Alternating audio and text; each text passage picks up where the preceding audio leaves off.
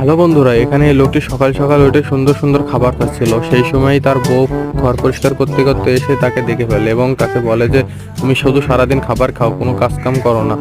এদিকে তার বন্ধুরা এসে তাকে একটা মেসেজ পাঠায়।